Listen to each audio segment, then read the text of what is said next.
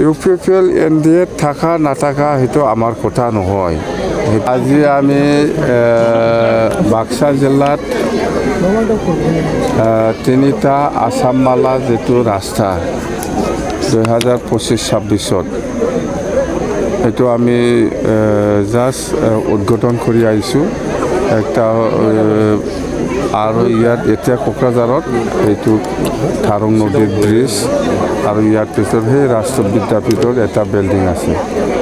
তো মানুহবিলাক ভাবিব পাৰে যে ইমান সোনকালে 2 মাহ 3 মাহ ভিতৰত ক'ৰ পৰা পইচা পাই পেলাই এনেকুৱা ৰাস্তা উদ্বোধন বা দলং উদ্বোধন কৰিছে বুলি ভাবিব পাৰে। সঁচাকৈ আমি নতুন চৰকাৰ বনোৱাটো জাষ্ট 2 মাহ পাৰ হৈছে, 3 মাহ হোৱা নাই। তো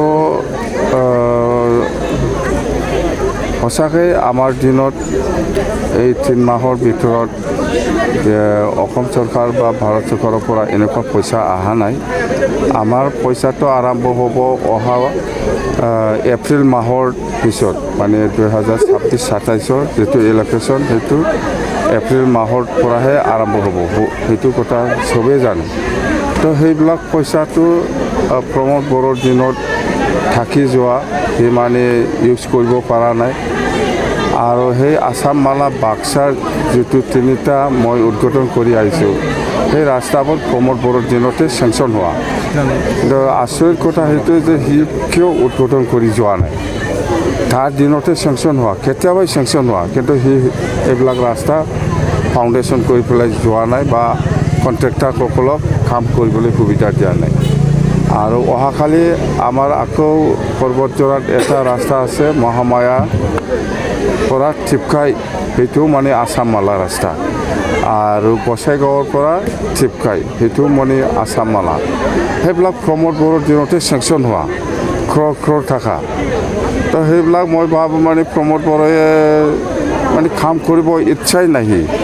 ৰাইজৰ কাৰণে কাম কৰিব ইচ্ছা থাকিলে এইবিলাক ৰাস্তা ইমান লেট কৰিব নালাগিছিল, আগতে উদ্বোধন কৰি পেলাই কাম কৰিবলৈ সুবিধা দিব লাগিছিল। তো ইয়াতে দেখা যায় মানে প্ৰমোদ বড়ো কেনেকুৱা ধৰণৰ মানুহ, UPPL চৰকাৰ। তো আমি যেন হওক এইবাৰ আমি নতুন চৰকাৰ অহাৰ লগে লগে এইবিলাক ৰাস্তাটো আমি উদ্বোধন কৰিছোঁ ৰাইজৰ সুবিধাৰ কাৰণে, বাছ কথা এইটোৱে। আমাৰ 4 লাইন ৰাস্তা সেই কিবা গেন্দ্ৰাবিল সেইটো সেইফালেদি আহিব। কাৰিগাঁৱৰ পৰা এফালে চটখাচি বাৰী হৈ নতুন ফ্লাইঅভাৰ টাচ কৰি এইফালে গেন্দ্ৰাবিল নহয়, চৰি হাতীমাটা হৈ পুৰাণা ট্ৰেন্সপৰ্ট ষ্টেচন হৈ গৌৰাং ব্ৰিজ 4 লেন, সেইটো আমি ডাবল লেন কৰিম। এই গেন্দ্ৰাবিল ৰাস্তাটো যেনিবা এইফালে হৰিণাগুৰি আছে, এইবিলাক ৰাস্তাটো ডাঙৰ কৰিমেই আমি। আৰু এই ৰাস্তাও খুব বেয়া, সেইটো আমি অহা নেক্সট বছৰত আমি আসাম মালাত সোমাই দিম এইবিলাক ৰাস্তা। নতুন ফ্লাইঅভাৰ আমাৰ দেৱৰগাঁৱত হ'ব, তিনালি বালাজানত হ'ব আৰু চিটাগুৰিত হ'ব নতুন ফ্লাইঅভাৰটো। এইটো আমি অলৰেডি কনচেপ্ট বনাবৰ কাৰণে কনচালটেণ্ট মই কণ্ট্ৰেক্টাৰসকলক কৈছোঁ, কনচালটেণ্ট ধৰক সেইটো সোনকালে কৰিব লাগে বুলি তো অৰ্ডাৰেই দিছোঁ মই। सर कुछ महीना बाकी रह गया है असेंबली इलेक्शन हुआ, तैयारियाँ कैसे है BPF की तरफ से? BPF की तरफ नहीं, हम NDA होके इलेक्शन खेलेगा आसाम असेंबली में।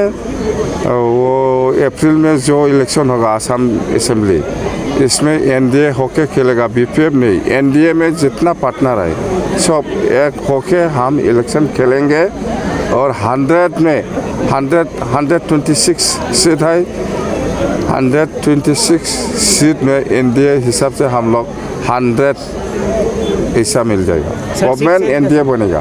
सीट शेयरिंग कैसे होगा? क्या सीट शेयरिंग? वही तो NDA में हम बात करके सीट शेयरिंग हो करेगा। 126 सीट है, इसमें BPF कितना मिलेगा, BJP कितना खेलेगा, AJP कितना खेलेगा, और बहुत दल है, गणशक्ति है, उधर राभा हासों में भी है, कार्बी आंगलों में भी है। ऐसे हम NDA होके बात करके हम सीट शेयरिंग करेंगे पास। सरकार एनडीए का हुआ बस স্যার ইউপিপিএল যদি এনডিএ নাথাকে এনডিএর কিবা অসুবিধা হ'ব নেকি ইউপিপিএল এনডিএ থাকা নাথাকা সেইটো আমাৰ কথা নহয় সেইটো এনডিএ ইণ্ডিয়া এলায়েন্স বুলি ক'লে কংগ্ৰেছে লিড লয় এনডিএ এলায়েন্স বুলি ক'লে বিজেপিয়ে লিড লয় ইয়াত ইউপিপিএল থাকিব নাথাকিব সেইটো আমাৰ কথা নহয় কিবা লছ হ'ব নহ'ব এইটোতো আমাৰ ইউপিপিএল নাথাকিলে এনডিএ হিচাপে কিবা একটা লছ হ'ব সেইটো আমি নাভাবোঁ লছ নহয় আমাৰ ঠিক আছে থ্যাংক ইউ